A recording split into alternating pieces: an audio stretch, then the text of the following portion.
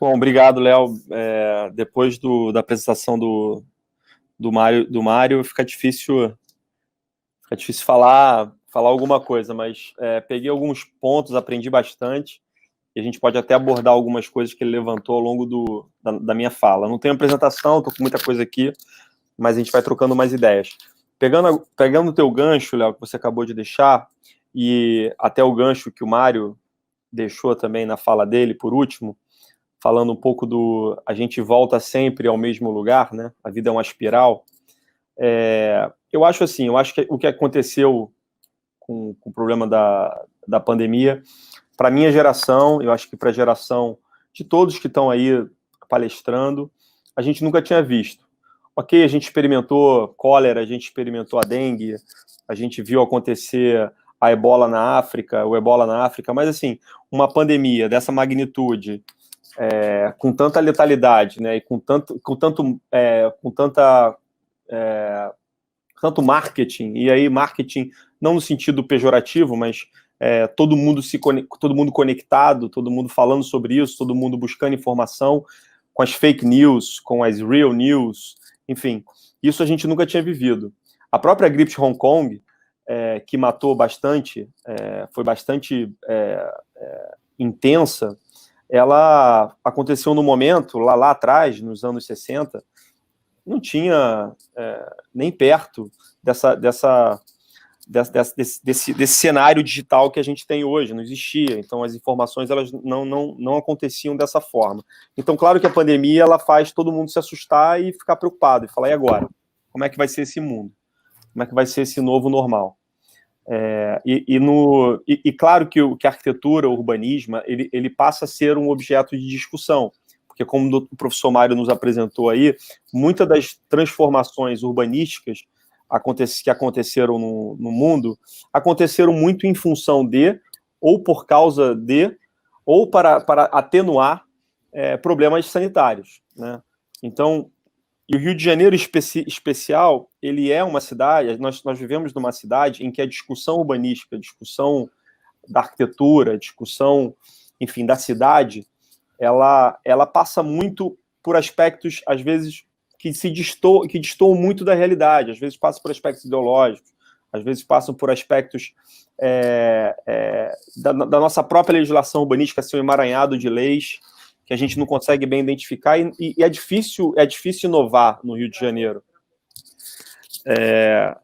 Voltei? Oi, voltei? Tá. Bom, tá legal. é difícil inovar no Rio de Janeiro com esse emaranhado de leis. Inclusive, tem agora em discussão na Câmara dos Vereadores projetos de leis que tentam minimamente discutir temas importantes. Por exemplo, hotelaria. A hotelaria do Rio de Janeiro está sofrendo horrores, né, financeiramente. E está se discutindo, nesse momento, a conversão do uso da hotelaria para residencial para locação. Enfim, em cenário de juro muito baixo, locação residencial passa a ser, de fato, uma alternativa de rendimento, de investimento. Então, como é que faz isso no Rio de Janeiro? Como é que a gente pega esses bens todos que tem por aí tombados, preservados, às vezes destruídos, como é que transforma isso para a cidade, entrega isso para a cidade? Porque hoje você tem muitas limitações e você não consegue inovar muito, como você falou, Léo. Então, assim, esses são os grandes temas, eu acho, para quem está no mercado imobiliário, para quem está discutindo cidade no Rio de Janeiro, como a gente pode entregar para a cidade um serviço melhor, entregar para a cidade uma convivência melhor, fazer com que a questão econômica desse desenvolvimento, ela de fato seja perpassada e alcance todos, dentro de um cenário em que as discussões são, às vezes, muito dogmáticas e muito difíceis de se ter.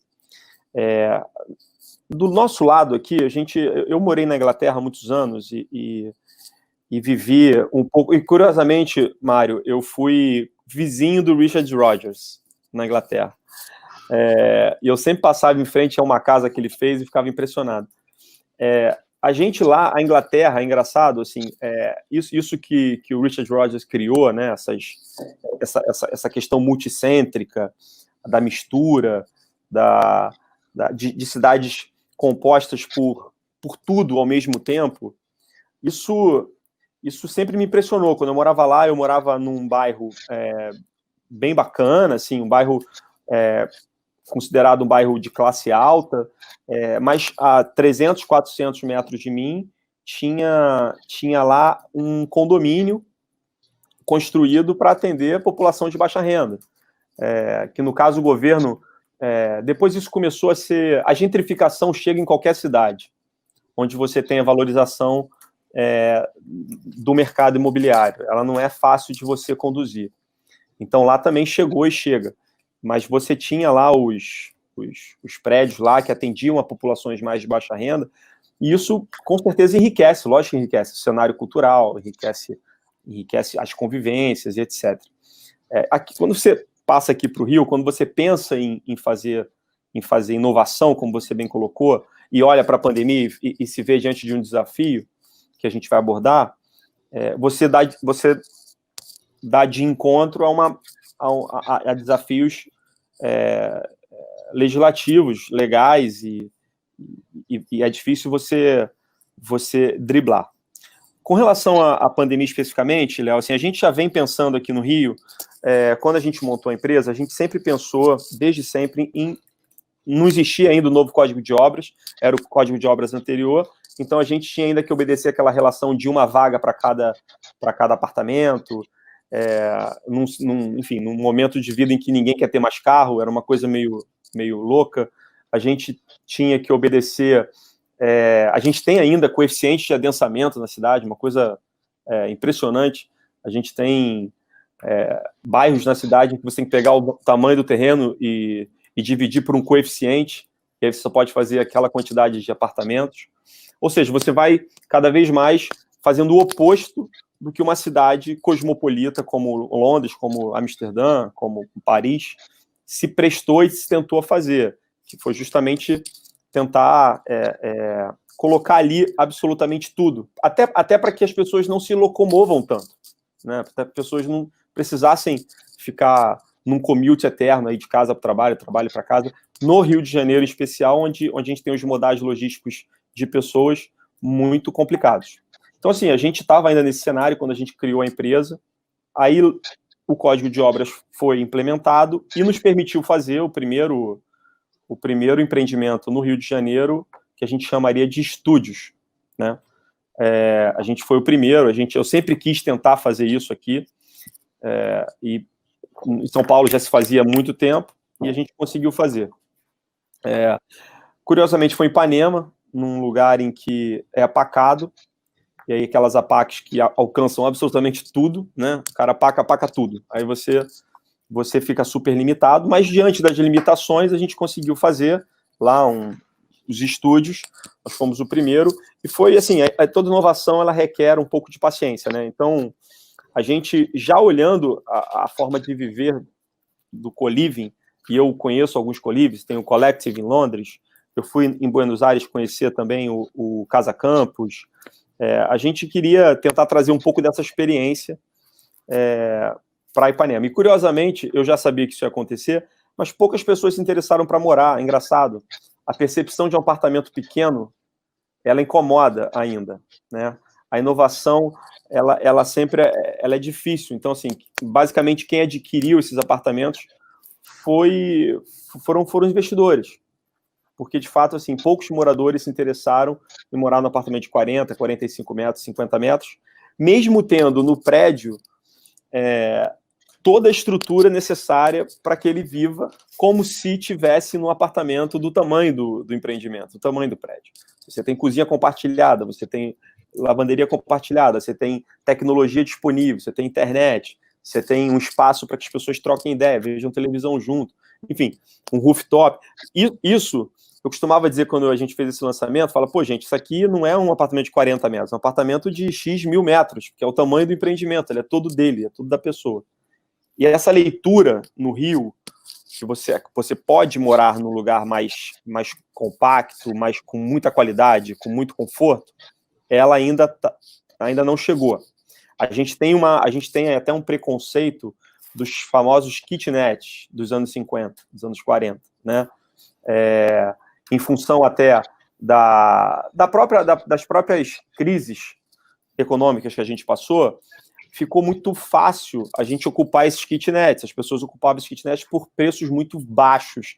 Então, acabou gerando um movimento contrário à gentrificação, né? As pessoas iam morar nos kitnets e alugavam por valores muito baratos, dividiam com muita gente e se formavam as famosas cabeças de porco, né? Então, a gente tem ainda esse desafio no Rio de Janeiro, que em nada é higiênico, né? Essa ideia de cabeça de porco que a gente tem no nosso consciente, é tudo menos higiênico.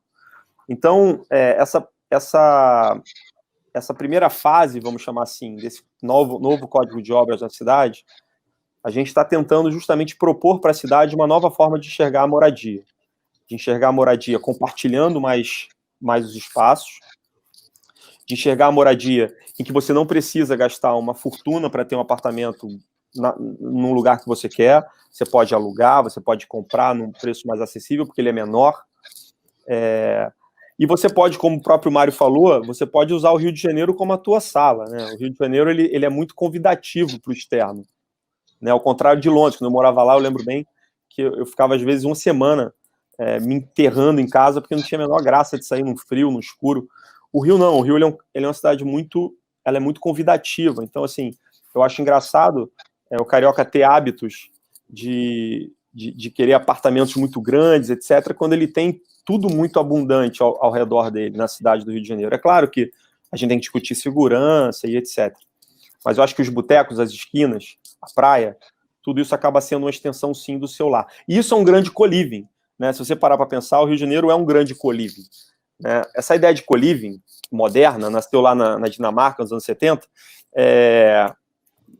e aí o professor Mário até falou para a gente há uns dias atrás, que na verdade isso já existia no pós-Primeira Guerra, mas assim, essa ideia de co-living, a gente vive isso no Rio de Janeiro, só que a gente às vezes tem dificuldade de assumir, assim, de assumir mudanças de comportamento mesmo.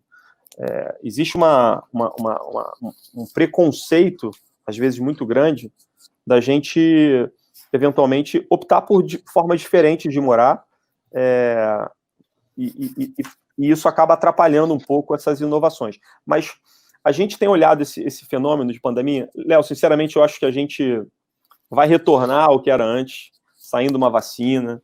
As pessoas acabam esquecendo, as pessoas acabam voltando. O brasileiro, como bem colocou o Mário, é um povo que gosta muito de estar junto.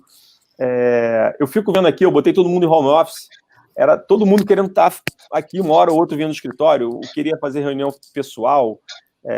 É da gente, né? É da gente. Eu acho que essas questões arquitetônicas que a gente está discutindo, lugar de higienização, de desinfecção, isso me lembra muito antigamente quando se falava da questão dos banheiros, com os bidês, etc. Eu acho que isso vira, num determinado momento, uma necessidade, mas o mercado, ele logo depois que sai a vacina e tal, os problemas se transformam em outros, né?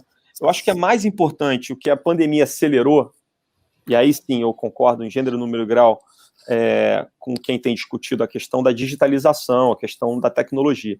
Acho que a pandemia acelerou muito alguns processos que estavam acontecendo e que estavam setorizados numa determinada idade, numa determinada forma de viver, né? Hoje eu tenho, por exemplo, meu pai, que já é um idoso, pedindo comida no iFood, assim, ele nem cogita pegar mais um telefone e fazer um pedido. Hoje eu vejo pessoas que estão começando a entender que as relações elas podem se dar na sua casa, nos seus espaços. Então, a digitalização ajudou muito nisso, né? O WhatsApp, o FaceTime, tudo isso acelerou bastante. E aí, nesse caminho, eu acho que quem não entender que os empreendimentos têm que ser desenvolvidos pensando nisso, pensando em tecnologia, pensando em segurança, pensando em praticidade, que nem o hotel lá que o professor Mário mostrou, eu acho que aí começa a perder um pouco do senso da realidade. A gente aqui, por exemplo, a gente está muito preocupado com tecnologia, a gente está preocupado que a pessoa tenha uma vida mais fácil possível do ponto de vista tecnológico, e para isso não precisa ser complicado, pode ser intuitivo, e que as pessoas, a partir daí, consigam se conectar de uma forma mais natural, né? Eu acho que o toque, a relação, ela nunca vai se perder. Não sei se vocês viram aí, eu recebi vídeos de... Logo que o Estado liberou e o município liberou uma flexibilização parcial, eu recebi vídeos de bailes, funk, de aglomerações. As pessoas não as pessoas querem estar juntos, né? E eu acho que a tecnologia ela pode ajudar muito na medida em que ela consegue pautar espaços virtuais no momento que você precisa estar um pouco separado, e ela consegue fazer com que os serviços sejam prestados de uma forma mais eficiente, sem necessariamente você estar presente num determinado lugar, né? Então, acho que, pensando nisso, acho que o mercado imobiliário ele pode inovar sim. Mas lembrando, acho que o mercado imobiliário precisa inovar. Para ele inovar, no Rio de Janeiro em especial, ele precisa que a lei ajude, né? Ele precisa que a lei rediscuta um pouco a questão da cidade. E, óbvio, a logística é muito importante. Sem logística apropriada, você vai ter muita dificuldade de inovar no mercado imobiliário. Pra você ter uma ideia, eu concordo. Você olha para o Recreio, pelo menos, Zona Oeste.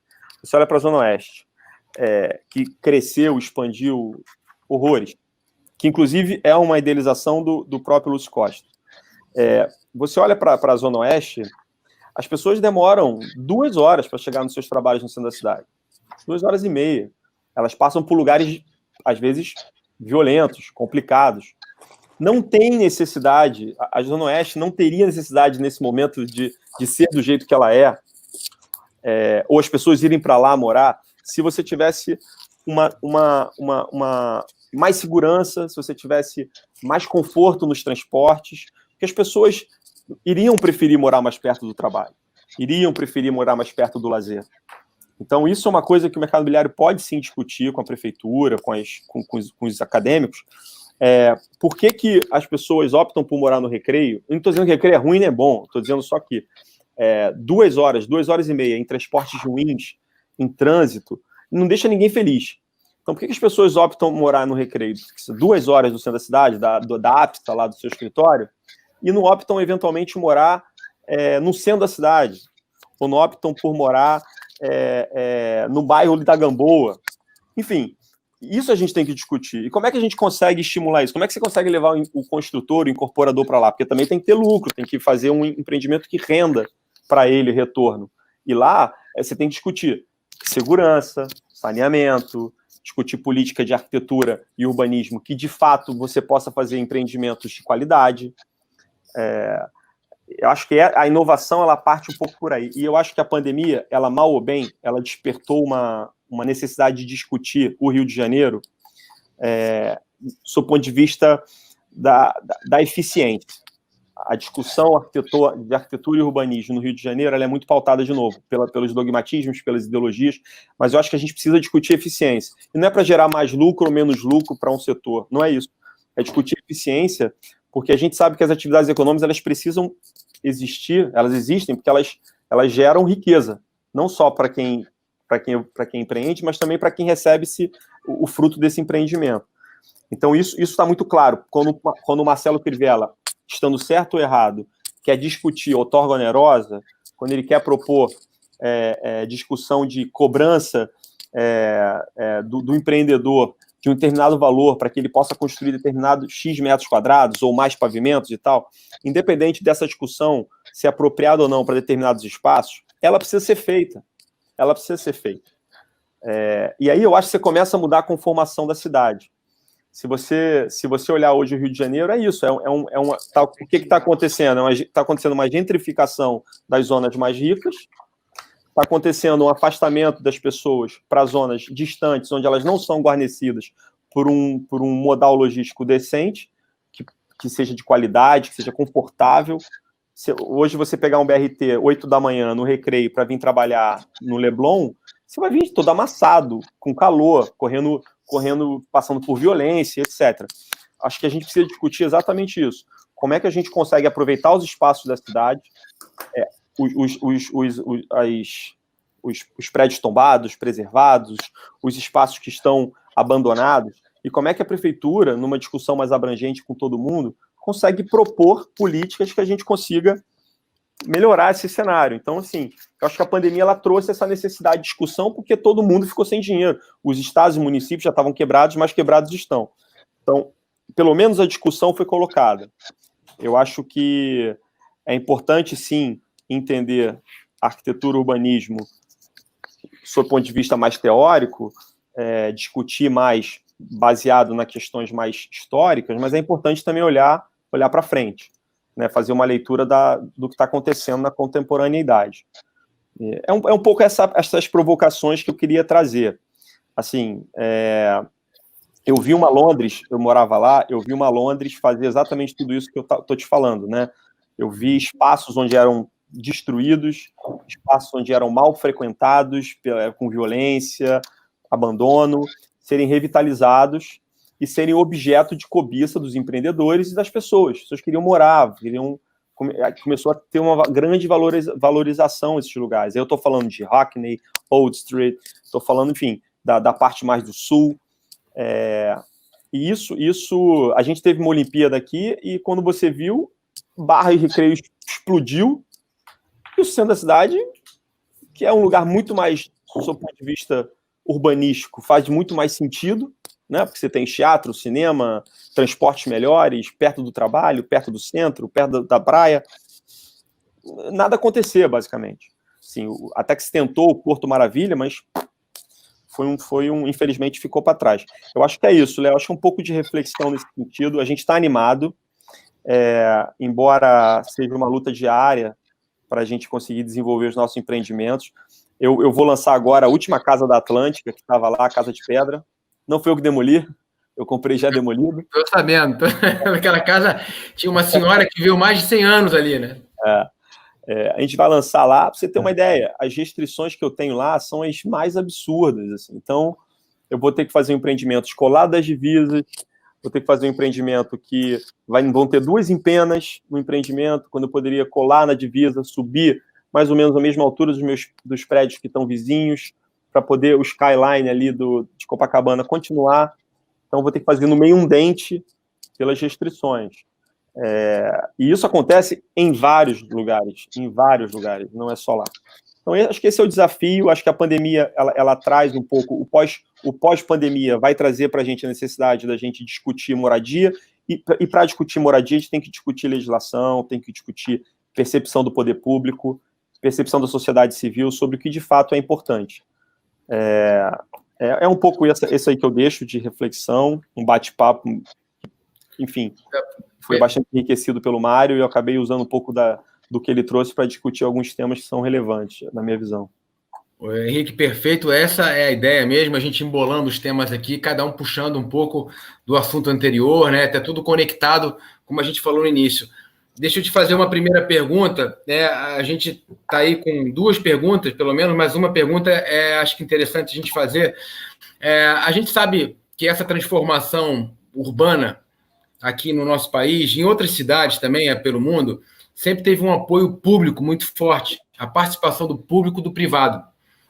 Talvez essa visão aqui no Rio de Janeiro, no Brasil, sempre tenha sido um pouco mais complexa do que em outras cidades, propriamente, talvez em Londres, como você citou. Eu recentemente estive no Porto, onde em Portugal tive a presença, tive a oportunidade de ver o Williams falar, vai falar daqui a pouco, e lá é um exemplo dessa transformação de uma área central. A região da Ribeira, aí do Porto, era uma região, sei lá, 15, 20 anos atrás, onde era desgastada, era uma região que ninguém queria viver, ninguém queria habitar, e hoje é uma região onde os imóveis se valorizaram, investimento, uma área turística enorme, ocupação, gente querendo, investindo, construtoras de fora, né, incorporadores, tem vida, né, passou a ter vida numa região que era totalmente abandonada, vamos falar assim. Aqui no Rio de Janeiro, especificamente, nós temos a região do centro da cidade. Você falou bem, né?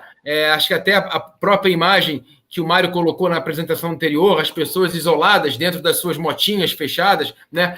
Hoje se gasta um tempo enorme nessa locomoção para ir e vir do trabalho, né?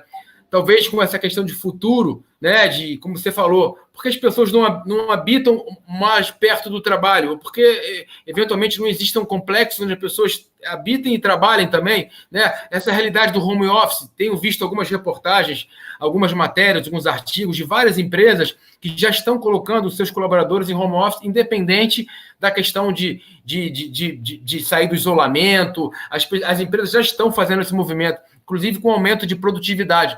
Como é que você vê, Henrique, para ser bem objetivo, essa questão de uma região, por exemplo, do centro, onde existem prédios e salas vazias, cada vez menos desejadas e menos ocupadas, e com uma área histórica, com uma região tão histórica, tão importante para a cidade e tão bem localizada nessa questão de logística? Você vê com uma viabilidade, alguma coisa de projetos? Tivemos há pouco tempo até um projeto de co-living ali, de pequenos imóveis, ali perto do Flamengo, agora recentemente no próprio Hotel Glória. Eu acho que uma outra incorporadora aqui do Rio de Janeiro também fazendo um projeto de lançamento ali, mas para prédio de luxo. Como é que você vê talvez resgate essas regiões centrais? Você acha isso uma tendência? Você acha que o Rio pode ter essa oportunidade de o que foi o movimento para a Zona Oeste, como você bem colocou, Recreio, ter uma possível volta para uma região central?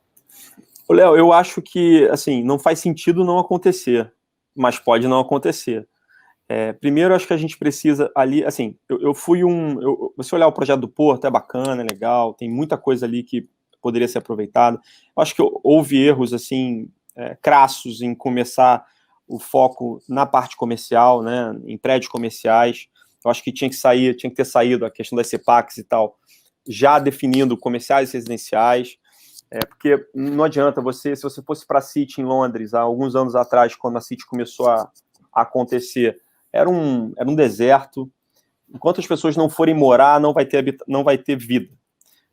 Porque vira uma cidade dormitório, vira uma La Défense de Paris, assim, quando de fato também começou. Então, assim, eu acho que o centro, primeiro, é um lugar lindo, é um lugar maravilhoso, acessível. Se você implementa no centro segurança, limpeza, vida noturna, cultura, você começa ali atrair investimento, sei lá, você atrai investimento para ter uma escola de qualidade, para ter uma universidade de qualidade, para ter áreas de lazer, museus. Pô, eu lembro bem, você olhava o Museu do Amanhã lá, você olhava o aquário lá um pouco mais para trás, pô, ficava o tempo inteiro lotado. É isso que a cidade precisa. Eu não vejo por que a gente não ter um desenvolvimento do centro como tiveram essas cidades que você citou.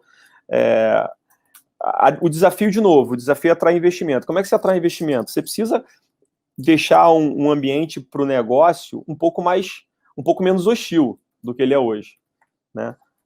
A hostilidade, ela afasta o investidor, ela afasta o dinheiro. O dinheiro vai atrás da eficiência. E onde vai o dinheiro, onde tem eficiência, tem desenvolvimento. Acho que o poder público e o poder privado e a iniciativa privada, acho que eles podem conversar nesse sentido. Eu sou super a favor do centro. O Glória eu concorri lá, eu acabei, enfim, concorrendo lá com quem ganhou e não consegui levar. Mas eu lembro bem, só para terminar, o Carioca ele tem um certo rempli de son meme com relação a, tipo assim, Zona Sul, né? Zona Sul é Zona Sul. Mas eu lembro bem, quando eu estava concorrendo no Glória, eu ouvi algumas pessoas falarem, pô, tá maluco, quem vai morar naquele lugar? Pô, aquele lugar tá detonado, tá abandonado. Aquele lugar é maravilhoso, aquele lugar tem metrô, aquele lugar tá perto do centro, tá perto do aeroporto, tá perto de tudo. Então, eu acho que como é que a gente quebra esse preconceito? Investimento e atração enfim, de cultura, de segurança, de limpeza. Acho que é isso que a gente precisa.